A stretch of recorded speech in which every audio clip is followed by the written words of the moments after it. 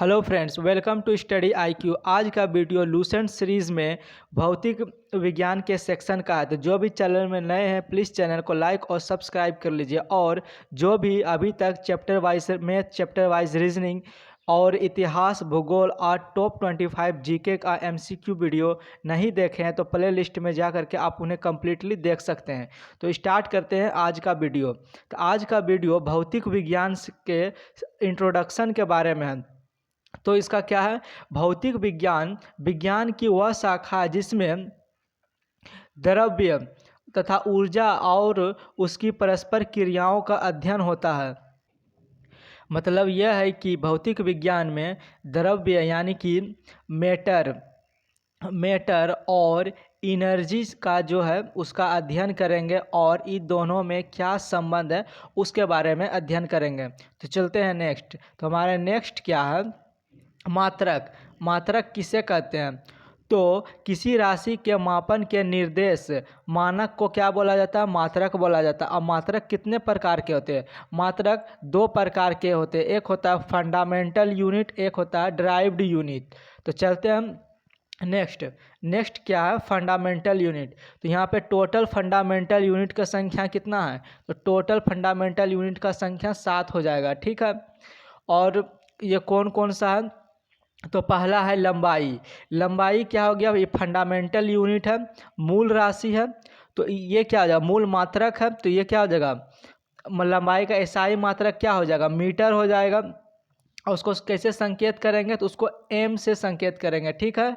और द्रव्यमान का क्या होगा? एसआई मात्रक, इसका किलोग्राम, उसका केजी से संकेत करेंगे, सूचित करेंगे। समय का एसआई यूनिट क्या हो जाएगा? सेकेंड हो जाएगा, उसको एस से सूचित करेंगे।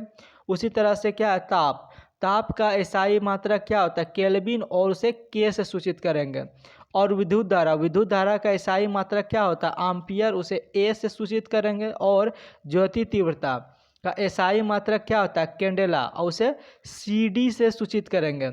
उसी तरह से पदार्थों का परिमाप, उसका एसआई मात्रा मोल होता है, उसे एम ओ एल, मोल से ही सूचित करेंगे। तो चलते हैं नेक्स्ट। तो हमारा नेक्स्ट क्या है, ड्राइव्ड यूनिट क्या होता है? वे सभी मात्रक जो मूल मात्रकों की सहायता से व्यक्त किए जाते हैं, समझे?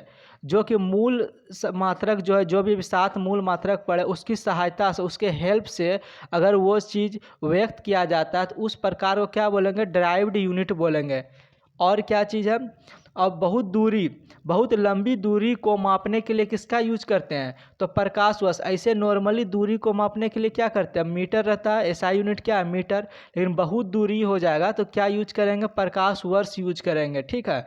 यानी प्रकाश वर्ष किसका मात्रक हो जाएगा? प्रकाश वर्ष दूरी का मात्रक हो जाएगा। और एक प्रकाश वर्ष बराबर कितना मीटर होता है? तो एक प्रकाश वर्ष बराबर 9.46 इंटू 10⁻15 मीटर होता है, ठीक है। और दूरी मापने की सबसे बड़ी इकाई फारसेक है। और सबसे बड़ी इकाई बोलेगा कि दूरी मापने का क्या होता है? ये हो जाएगा हमारा फारसेक। एक फारसेक बराबर क्या होगा? 3.26 प्रकाश वर्ष होता है, ठीक है। और अगर इसको मीटर में बोलना चाहेंगे तो क्या होगा? 3.08 गुना 10⁻16 मीटर हो जाएगा। नेक्स्ट क्या है? नेक्स्ट है एसआई के संपूरक मूल मात्रक। एक संपूरक मूल मात्रक होता है, जैसे एक होता है समतल कोण का अगर मात्रक पूछेगा क्या होता है? तो समतल कोण का मात्रक होता है रेडियन होता है, ठीक है। रेडियन। और इसे क्या सूचित करेंगे? तो RAD से सूचित करेंगे। उसी तरह से घन कोण होता है, घन कोण। अगर बोलेगा कि इसका क्या होता है, मात्रक क्या होता है, तो इसको बोलेंगे स्टे रेडियन बोलेंगे। और इसे किससे सूचित करेंगे? तो इसको SR से सूचित करेंगे। तो उसी तरह से और क्या चीज़ है, और एक है उसी तरह से। नेक्स्ट चलते हैं। तो नेक्स्ट हमारा क्या है, बल का अगर एसआई यूनिट बोले, यानी कि बल का अगर एसआई यूनिट बोलते हैं तो क्या हो जाएगा? एसआई यूनिट क्या हो जाएगा? न्यूटन, जिसे एन से सूचित करते हैं। और सीजीएस यूनिट क्या हो जाएगा? मतलब उससे छोटा यूनिट क्या हो जाएगा? सीजीएस, वो हो जाएगा डाइन। उसको क्या बोलेंगे, डाइन। तो 1 न्यूटन बराबर कितना डाइन होता है, तो 1 न्यूटन बराबर 10⁵ डाइन होता है, ठीक है। उसी तरह से नेक्स्ट क्या है, नेक्स्ट हमारा है कार्य। कार्य का ईसाई मात्रक क्या होगा, कार्य मतलब वर्क, वर्क का ईसाई मात्रक क्या होता है, जूल होता है, ठीक है। और इसका सीजीएस यूनिट क्या होगा, सीजीएस यूनिट क्या हो जाएगा, ये हमारा हो जाएगा अग्र हो जाएगा। तो 1 जूल बराबर कितना अग्र, तो 1 जूल बराबर जो हो जाएगा हमारे पास 10⁵ अग्र हो जाएगा। तो ये हमारा कुछ इंट्रोडक्शन था भौतिक विज्ञान के बारे में। अब चलते हैं इसके एमसीक्यू के बारे में, देखते हैं कि इससे क्या क्या रिलेटेड क्वेश्चन बनते हैं। तो ये है हमारा एमसीक्यू।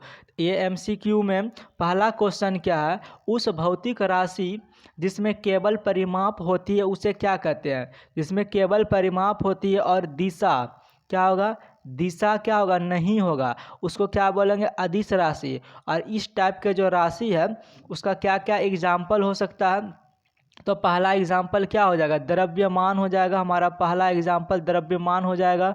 दूसरा एग्जाम्पल क्या हो जाएगा, चाल हो जाएगा। ये सभी अदिश राशियाँ हैं, ठीक है। और फिर क्या हो जाएगा, आयतन हो जाएगा। आयतन के बाद कार्य हो जाएगा, हम कार्य का यूज कर सकते हैं, कार्य भी एक अदिश राशि होगा। उसी तरह से समय हो जाएगा, फिर एनर्जी यानी कि ऊर्जा। ये सभी क्या है, अदिश राशियाँ, इसमें केवल परिमाप की आवश्यकता होती है, इसमें दिशा की आवश्यकता नहीं होती है।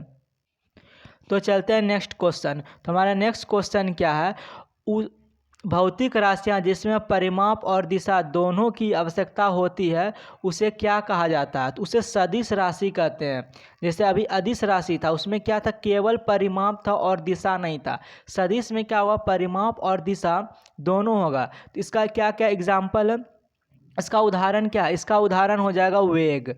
वेग हमारा अदिश सदिश राशि है, ठीक। उसी तरह से बल, बल में क्या होगा, परिमाप और दिशा दोनों का जरूरत पड़ता है। उसी तरह से हो जाएगा त्वरण हो जाएगा। और विस्थापन, विस्थापन में भी बल और दिशा दोनों की आवश्यकता होती है, ठीक है। तो चलते हैं नेक्स्ट क्वेश्चन। हमारा नेक्स्ट क्वेश्चन क्या है, किसी दिए गए समय अंतराल में वस्तु द्वारा तय किए गए मार्ग की लंबाई को क्या कहा जाता है, तो तय किए गए मार्ग की लंबाई को क्या कहेंगे, दूरी कहेंगे। ये हमेशा पॉजिटिव होगा, ठीक है, धनात्मक होगा, ये हमेशा धनात्मक ही होगा। चलते हैं नेक्स्ट। नेक्स्ट क्या है, किसी वस्तु के विस्थापन की दर को या एक निश्चित दिशा में प्रति सेकेंड वस्तु द्वारा तय की गई दूरी को क्या कहते हैं, उसको क्या बोलेंगे हम लोग, उसको वेग बोलते हैं। वेग का यूनिट क्या होता है, मीटर पर सेकेंड होता है, ठीक है। यूनिट हम याद रखेंगे, साई यूनिट है हमारा मीटर पर सेकेंड। तो चलते हैं नेक्स्ट। नेक्स्ट क्या है, प्रक्षेप्य को अधिकतम दूरी तक फेंकने के लिए उसे क्षैतिज में कितने कोण पर ऊपर की ओर प्रक्षेपित करना चाहिए, ये क्या हो जाएगा, 45 डिग्री। मतलब हमारा जो क्षैतिज है, ठीक है, ये हमारा कुछ समतल है और क्षैतिज है कि मतलब सबसे दूरी तक, मतलब लंबा दूरी तक फेंकना, कितने डिग्री पे फेंकेंगे, तो ये हमारा 45 डिग्री पे जाएगा। तो ये क्या होगा, सबसे अधिकतम दूरी तय करेगा, ठीक है। अगर यही हम बोले कि अधिकतम ऊंचाई को फेंकने के लिए, तो अधिकतम ऊंचाई बोलेगा तो क्या होगा, अधिकतम ऊंचाई ऊपर की तरफ, तो ऊपर की तरफ अधिकतम ऊंचाई बोलेगा तो वहाँ पे हम लोग 90 डिग्री का यूज करते हैं। चलते हैं नेक्स्ट क्वेश्चन। तो हमारा नेक्स्ट क्वेश्चन क्या है, वृत्ताकार मार्ग पर गतिशील कण को वृत्त के केंद्र से मिलाने वाली रेखा 1 सेकंड में जितने कोण से घूम जाती है उसे उस कण का क्या कहते हैं, तो उसे उस कण का कोणीय वेग कहते हैं। तो कोणीय वेग को हम क्या चीज़ से सूचित करते हैं, तो कोण वेग को ओमेगा से सूचित करते हैं, ठीक है। तो कोई एक वृत्त है, इसमें क्या करते हैं, यहाँ एक सेंटर है और क्या किया जा रहा है, 1 सेकेंड में थीटा कोण से क्या कर रहा है, वो घूम जा रहा है 1 सेकेंड में। तो ओमेगा बराबर क्या हो जाएगा, यानी कि कोणीय वेग बराबर क्या हो जाएगा, थीटा बटे टी हो जाएगा, ठीक है। उसी तरह से यदि कोई कण है, यहाँ कितना 360 डिग्री का चक्कर लगा रहा है, यानी कि 2 पाई का चक्कर लगा रहा है यहाँ पे। उसी तरह से अगर 1 सेकेंड में कोई कण, 1 सेकेंड का बात हो रहा है यहाँ पे, कितना 1 सेकेंड का बात हो रहा है, तो 1 सेकेंड में कोई कण मान लीजिए 5 बार चक्कर लगाता है, ठीक है, तो क्या हो जाएगा 5 गुना क्या हो जाएगा 2 पाई हो जाएगा, तो ओमेगा बराबर क्या हो जाएगा 5 गुना 2 पाई हो जाएगा। उसी तरह से कोई कण 1 सेकेंड में n चक्कर लगा रहा है 1 सेकेंड में, तो ओमेगा बराबर यहाँ पर क्या हो जाएगा, यहाँ पे ओमेगा बराबर हो जाएगा 2 पाई n हो जाएगा। तो चलते हैं नेक्स्ट क्वेश्चन।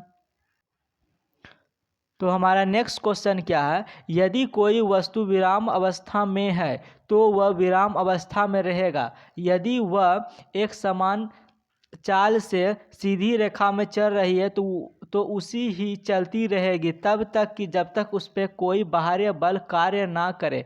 यह गति के किस नियम का है, ठीक है, मतलब किस नियम का है, तो ये न्यूटन का प्रथम गति नियम। ये कौन सा नियम है, न्यूटन का प्रथम गति नियम है।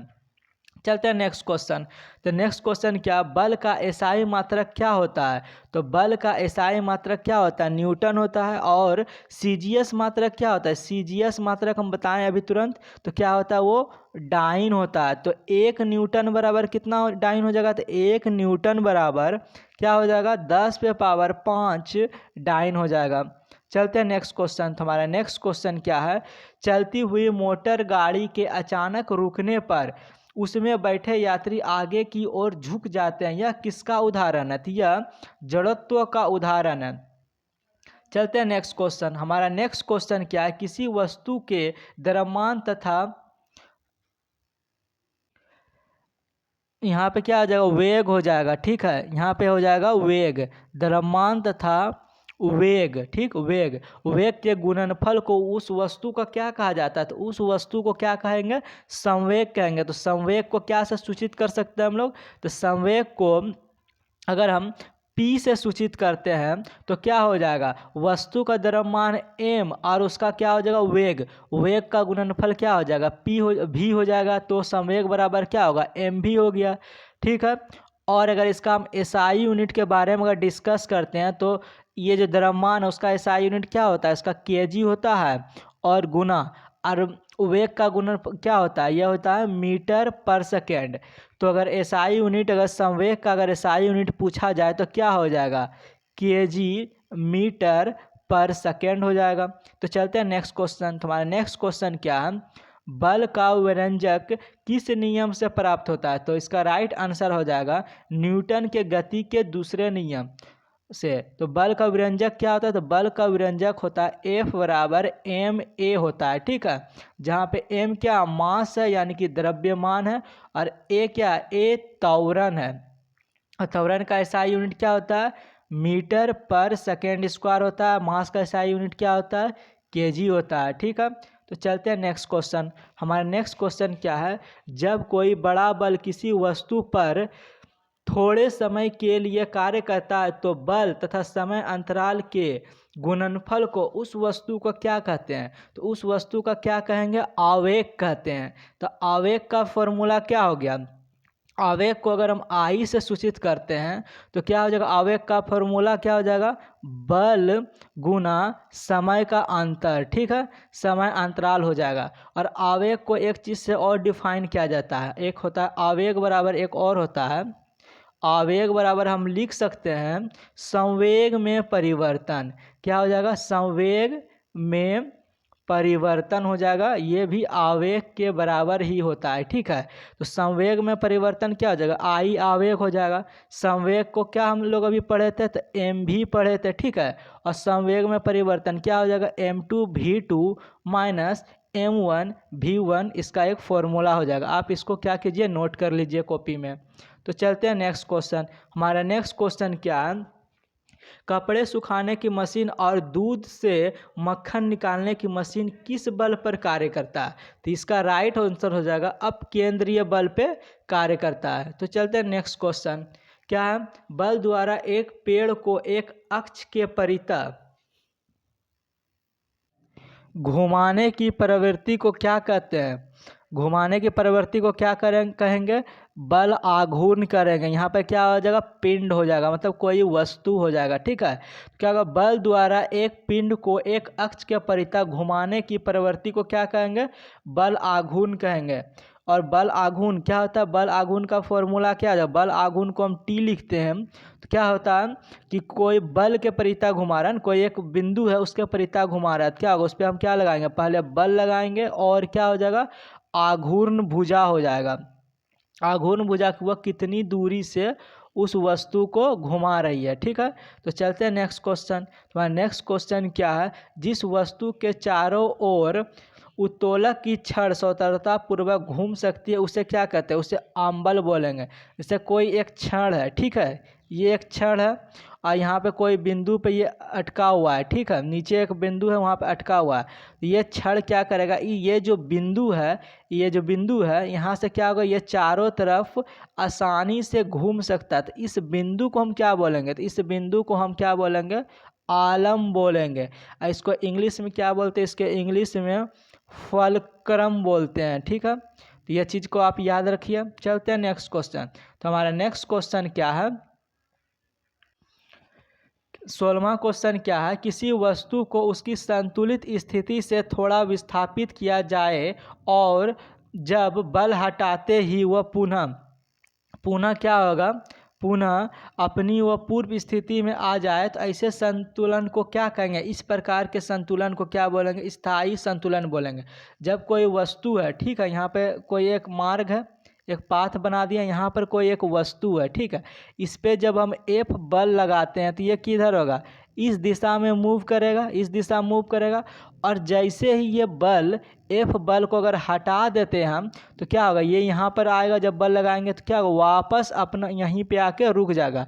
तो इस प्रकार के संतुलन को क्या बोलेंगे, स्थायी संतुलन बोलेंगे। उसी तरह से एक और संतुलन होता है अस्थायी संतुलन। ठीक है, उसमें क्या करेंगे, पाथ कुछ इस प्रकार से रहता है, यहाँ पर कोई वस्तु रखा हुआ है, कोई एक पिंड है, ठीक है, और इसमें एफ बल का अगर फोर्स लगाते हैं तो क्या होगा, जब फोर्स लगाएंगे तो ये इस साइड में मूव करेगा, और जब इस साइड में वो मूव कर रहा है और फिर ये जब बल को हम हटा देंगे, यहाँ से हटा देंगे, क्या ये वापस यहाँ पे आएगा, तो नहीं आएगा वापस। तो इस तरह का जो संतुलन होता है उसको क्या बोलेंगे, अस्थायी संतुलन बोलते हैं। ठीक है, इस चीज़ को आप याद रखिएगा। चलते हैं नेक्स्ट हमारा क्या क्वेश्चन है, जब किसी वस्तु में विशेष अवस्था या स्थिति के कारण कार्य करने की क्षमता आ जाती है उसे क्या कहते हैं, उसे स्थितिज ऊर्जा कहते हैं।